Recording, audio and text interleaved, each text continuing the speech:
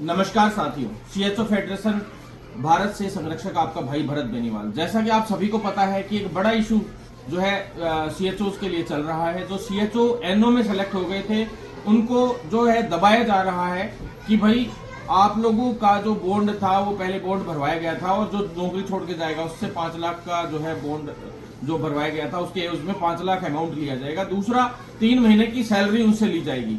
ऐसे में जो है हमने हमारे कई साथियों को और भी फोन आ रहे थे जिसमें एनएचएम 2016 वाले साथी भी थे कई, और जो अलग से कई साथी थे जो एनएचएम से जुड़े हुए और वो सिलेक्ट होके गए हैं कई बार, तो उनको कईयों को परेशानी आई थी। ऐसे में अब जो है इस भर्ती में कई और साथी भी सिलेक्ट हुए जो एनएचएम के अंदर जो एनओ की पोस्ट पे ही काम कर रहे थे, वो भी साथी थे। तो सभी का जो है फोन कॉल्स आ रहे थे। तो 3 महीने की जो सैलरी का इशू था सीएसआर रूल्स के अकॉर्डिंग कि भाई 3 महीने पहले आपको जो है बताना पड़ेगा और उसके अकॉर्डिंग फिर नोटिस के अकॉर्डिंग जो है 3 महीने की सैलरी भी उनकी कटने की संभावनाएं थी। तो ऐसे में साथियों 3 दिन से हम लगातार लग रहे हैं इस काम में। 4 दिन ही हो गए वैसे। हमने मुख्यमंत्री जी तक भी इस बात को पहुंचाया। उस दिन जब मुख्यमंत्री जी ने जो है बजट पूर्व संवाद कार्यक्रम रखा था उसमें हमने इस बात को रख दिया था। साथ में सभी को इससे अवगत भी करा दिया था, बकायदा मैंने ट्वीट डाला था। उसके बाद प्रदेशाध्यक्ष जी से भी उसी दिन मैंने मुलाकात की थी, मदन राठौड़ जी से, और जो है एनएचएम एमडी मैडम तक भी इस बात को पहुंचाया गया था, सीएमओ से भी और प्रदेशाध्यक्ष जी द्वारा भी।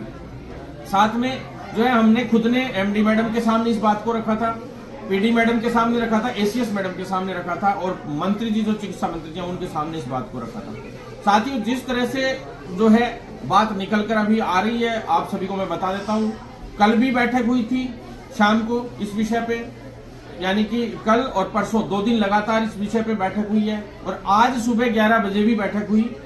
और बैठक में लगभग जो है पॉजिटिव लिख रहे हैं सभी अधिकारी कि भाई शिथिलता इसमें मिलनी चाहिए थी, क्योंकि हमने इस चीज में सारी चीजें लगाई हैं।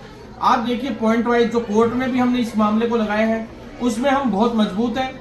और उसमें मजबूत होने का मुख्य कारण ये रहा कि भाई जब सीएसआर रूल्स में ही शुरुआत में आपने 2022 में ज्वाइनिंग दे दी थी, तो सीएसआर रूल्स के अकॉर्डिंग जो नियम बनते हैं उसमें 3 महीने की सैलरी का तब बनता है जब आप पहले अवगत नहीं कराते। पहले अवगत हम कराते कैसे, जब इसी डिपार्टमेंट की same department medical and health के अंडर में ही नेशनल हेल्थ मिशन आता है, ये कार्यक्रम है एक तरीके से, तो इसी के अंडर में आता है। और पहले से अवगत आप लोगों को खुद को पता था इस बारे में, क्योंकि आपने सीएचओ को बोनस अंक भी दिए, हमने सीएचओ को बोनस अंक दिलवाने के पुरजोर जो है कोर्ट में भी मामला रखा था और ऊपरी लेवल पर तो डीवी करने वाले एनएचएम के अधिकारी भी बैठे थे और मेडिकल एंड हेल्थ के भी बैठे थे। तो आपको खुद को स्वतः ही पता था कि भाई इसमें सेलेक्ट हो रहे हैं सीएचओ, तो अवगत कराने की बात कहां से आ गई। दूसरी बात, एनएचएम 2016 वाले साथी थे वो भी इसमें पहले से उनको पता था कि भाई इस एनएचएम से भी बोनस अंक मिलते हुए 3 साल के 30-30 बोनस अंक मिले हैं, उसके बाद 20 भी मिले कुछ को। तो ऐसे में जो है सेलेक्ट होके वो जा रहे हैं। डीवी भी आप उन्हीं का आप लोग ही कर रहे हो। आपको पता है कि इतने सीएचओ और इतने एनएचएम 2016 के साथी अदर साथी जो है सेलेक्ट हो रहे हैं इस भर्ती में और वो छोड़ के जाएंगे, ये भी आपको पता था। और एक ही डिपार्टमेंट में ही वापस आ रहे हैं क्योंकि कईयों की पीएससी और सीएचसी पे भी पोस्टिंग होगी। पीएससी और सीएचसी एनएचएम के ही हिस्से हैं एक तरीके से, और एनओज की पोस्टिंग उन्हीं पे है ज्यादातर की। तो ऐसे में जो है एक ही डिपार्टमेंट का से एक डिपार्टमेंट में ही वापस आ रहे हैं और लगभग मिलती जुलती सेवाएं दे रहे हैं। तो ऐसे में 1% भी जो है ये इस तरह का नहीं बनता कि आप 3 महीने की सैलरी ले लो या बॉन्ड का काम। भाई बॉन्ड भी आप सोचो एक बार के लिए। पहली बात तो बॉन्ड लेने का कोई अधिकार नहीं है। जब सीएसआर रूल्स में ही आ गए तो वो बॉन्ड वाला सिस्टम खत्म हो गया और 1,03,400 या 900 रुपए कुछ में आपने ब्रिज कोर्स करवाया था इनको। तो आप उसमें 5-5 साल का बॉन्ड कैसे ले सकते हो, यानी 5-5 लाख रुपए कैसे ले सकते हो। हमने बहुत अच्छे से पैरवी की है। प्लस इसको जो पहले 2016 में शिथिलता दी गई थी एनएचएम में, उस वक्त भी हमने ही आंदोलन किए थे जब वो बच्चे सेलेक्ट हो गए थे उस भर्ती के अंदर। तो 2016 के अंदर जो है शिथिलन के लिए हमने पहले भी जो है मजबूती से पैरवी की थी। पिछले एमडीज ने इतनी दिक्कत नहीं करी थी, पिछली बार इजीली हो गया था। 2022 में भी शिथिलन मिला था। 2022 के अंदर आयुर्वेद डॉक्टर्स का सिलेक्शन हुआ और परमानेंट हो गए। फिर वो जब छोड़ के गए तो उनके लिए भी वो जो है सैलरी में 1-1 माह की सैलरी, सिर्फ 1-1 माह की सैलरी में भी शिथिलन मिला है। तो यहाँ तो इतना बड़ा बजट जबरदस्ती आप लोग डाल रहे हैं, तो ये चीज गलत है। ऐसे में जो है हमने बहुत सारी चीजें रखी हैं जो जिनको जो है हम लोग मजबूत हैं जिनमें, और किसी भी तरीके से जो है कर्मचारियों के साथ गलत नहीं हो। कॉन्ट्रैक्ट सर्विस से जब परमानेंट सर्विस में जा रहे हैं, एक तरीके से परमानेंट सर्विस कॉन्ट्रैक्ट के हिसाब से तो एक तरीके से अपग्रेड वाला ही काम हो गया। तो स्थायी नौकरी किसी को मिल रही है कॉन्ट्रैक्ट से सीधा, तो उसमें वो जा रहा है व्यक्ति, तो वो अच्छी अपॉर्चुनिटी उसको मिल रही है तो वो जोड़ के जा सकता है। ऐसा रूल बकायदा सुप्रीम कोर्ट के कई फैसले हमने वो भी लगाए हैं, बहुत सारी चीजें ये तो कोर्ट में भी लगाए हैं और हमने अधिकारियों के समक्ष भी ऐसी सारी चीजें पेश की है। और शिथिलन पहले भी मिला तो अभी भी मिलना चाहिए, ऐसा जो है हमने बात रखी है और हमने सारी बात सीएमओ तक भी पहुंचाई और सभी जगह तक पहुंचाई।